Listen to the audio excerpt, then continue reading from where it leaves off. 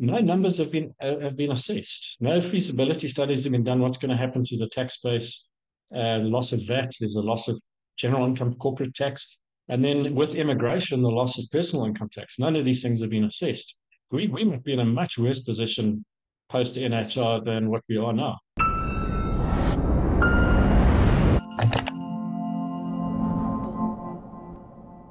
The National Health Insurance Bill has recently been passed by the National Assembly. It is now with the National Council of Provinces.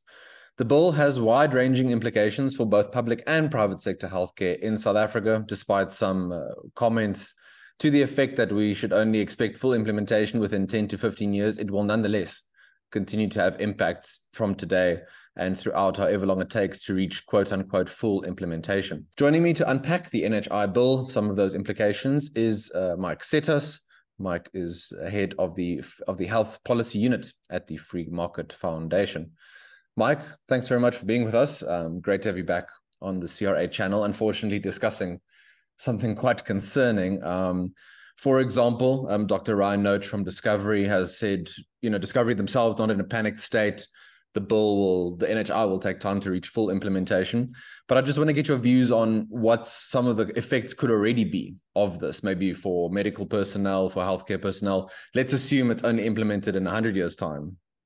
What are we sort of looking at the moment? Yeah, thanks for having me on, Chris. I mean, it seems to be that this is about our only conversation that we have on the CRA channel. But yeah, very concerning. I mean, it's concerning the bill's passed as is without any amendments. No input from any of the stakeholders was taken. That's not really democracy, is it? I mean, you can't have public hearings and then just reject everything. But I think from Dr. Noach's part on Discovery, it's a difficult situation for them. He's obviously got millions of clients who will be concerned, and he obviously needs to manage that. And I do agree. I don't think there's anything to panic about now in terms of the private sector. And a lot of people have asked me the question: I'm on a medical aid. What's going to happen now? There's nothing's going to happen in terms of that for quite a long time. But the real issue, the big issue, and where the risks lie and the damage, because this policy is causing damage now, is you're a doctor, you've just qualified. I want to maybe open your own practice. You're going, should I invest in South Africa, or should I look at New Zealand, or should I look at Canada? What would I do? Now, I mean, if you think about it, realistically, like any doctor in that position now, I can't see them investing here, because effectively what this bill is going to do is take all doctors, private sector doctors, and make them servants of the state.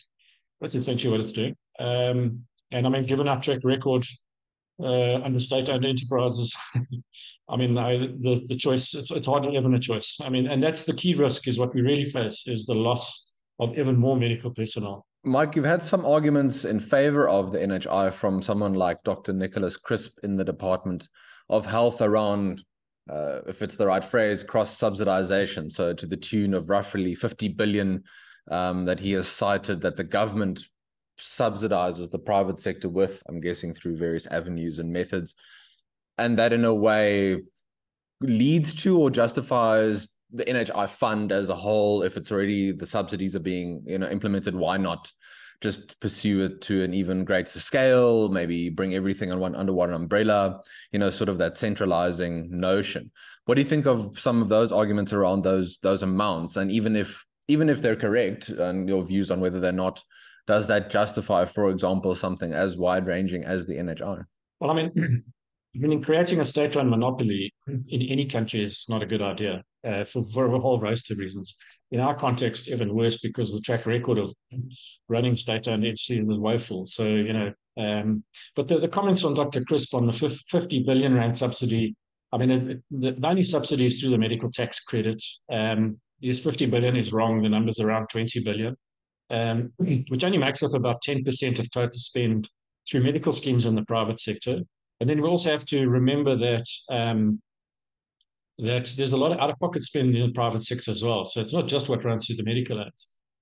So in the total private sector, I estimate around 300 billion rand a year, which is a sizable portion of the economy.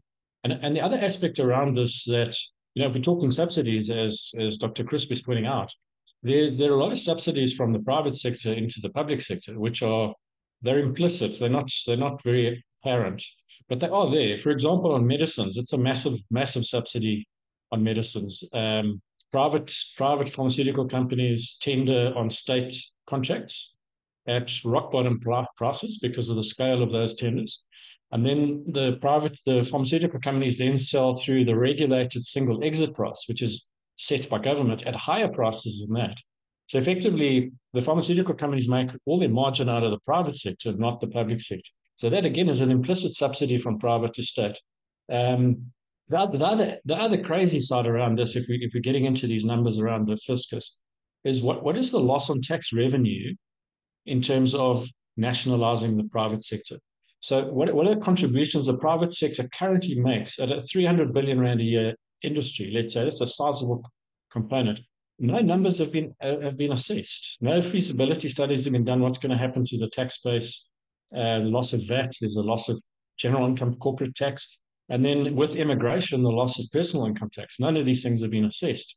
We might be in a much worse position post NHI than what we are now, which, in my opinion, will be the case. Not we won't be better off. Yeah, that's almost difficult to imagine, given how the tax base continually is attacked at various opportunities and continues to be disincentivized. The growing of one's own wealth in terms of punitive measures, and also just seeing that the state doesn't really use the taxes for much in terms of service delivery. Mike, just a question. I think if I could add there, sorry to interrupt you, but it's very apt when Margaret Thatcher said that the problem with socialism is when you run out of other people's money. This is exactly the scenario that we're sitting with here.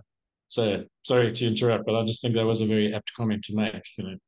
No, definitely. And the sort of magic money tree. Let's see if in this case the magical money tree is actually going to work, or then in all other cases it's going to wither and die, as it were. Yeah. Just a question on certificates of need. We've seen this again in the news in the last 2 weeks. How does that form part of the NHI? What sort of factor does that play or not? Do you think a lot hinges on that? I believe solidarity might be involved around certificates of need, but I'm speaking under correction. No, they are. So the history there is that Solidarity took the certificate of need to court last year, declaring it unconstitutional, and they actually won their case. Unfortunately, what happened, there was a technicality in terms of how the papers were served.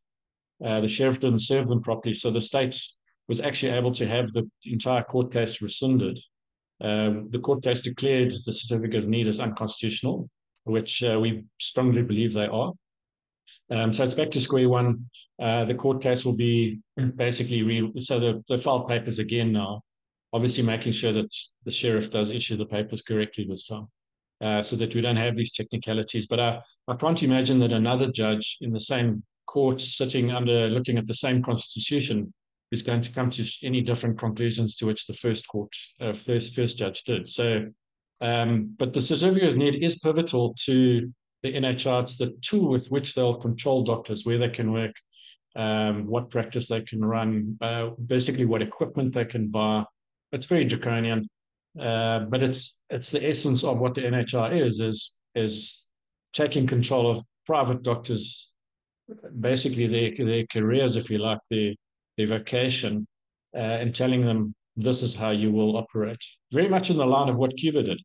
You know what I mean? It's no secret that this is an emulation of the Cuban health system. Mike, just a final question then in terms of ways forward. So not to put it all on you in terms of how does one, quote unquote, defeat NHI, or how do you stop it? But, maybe from the Free Market Foundation side, maybe other civil society organizations, sort of tying this back to our initial point, our initial question around implementation times. Do you see, legal challenges, all that sort of thing on the horizon, ways to try and change it or still delay it, or simply ensure that it doesn't get implemented in sort of any iteration? Yeah, I think by virtue of the fact that through dialogue, through the hearings that were held in the Health Portfolio Committee, and that absolutely none of the recommendations or suggestions or alternatives were taken into account. They were absolutely blanketly ignored. I don't think any further dialogue is going to bring about any change here. I think a legal challenge is an absolute certainty. Some entities have already, publicly stated that they will challenge it constitutionally. I think the other thing that we may consider, and it all depends on how things play out politically after the next election. If we end up with coalition government, depending on which which parties are, in that coalition. That may force a change to the policy, maybe an amendment to NHI or possibly scrapping it entirely. But that's all obviously going to be dependent on how these elections play out. So obviously time will tell, but we'll see.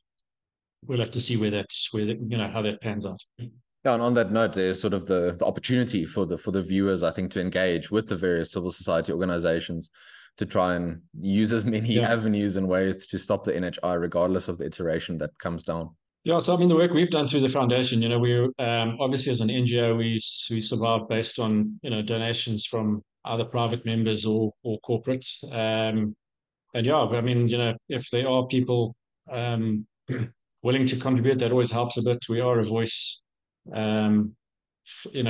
against these policies that we believe are not in the best interests of citizens. So yeah. Thank you very much for watching. Let us know in the comments below your views on the NHI. A reminder, please, before you leave, to like this video. And also, if you haven't yet, please subscribe to our YouTube channel. Until next time, this has been Chris Hattingh for the Centre for Risk Analysis. Take care.